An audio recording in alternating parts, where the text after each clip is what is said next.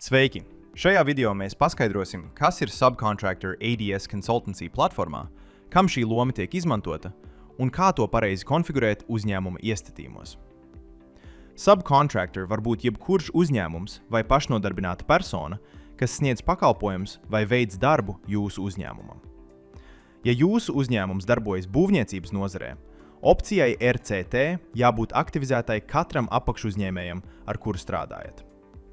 Loma Subcontractor ir paredzēta rēķinu saņemšanai un apstrādei no jūsu sadarbības partneriem. Lūk, kā tas darbojas. Apakšuzņēmējs augšupielādē savus rēķinus sadaļā Izpārdošana. Šie rēķini automātiski parādās jūsu sadaļā Pirkums. Tādējādi abas puses redz vienus un tos pašus dokumentus sistēmā, bez duplikātiem un bez neskaidrībām. Ja jūsu uzņēmums darbojas būvniecības sektorā, RCT izmantošana apakšuzņēmējiem ir obligāta.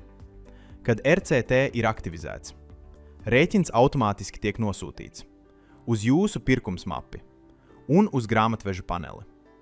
Pēc tam grāmatvedis reģistrē līgumu ar Revenue un izveido paziņojums par maksājumu.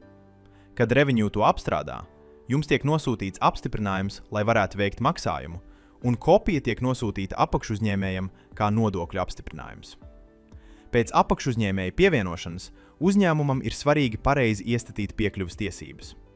Lūk, kas jādara. Noklikšķiniet uz Edit blakus apakšuzņēmējam. Atveriet sadaļu Permissions. Atrodiet šo apakšuzņēmēju un izvēlieties piekļuves režīmu Personal Invoices Only.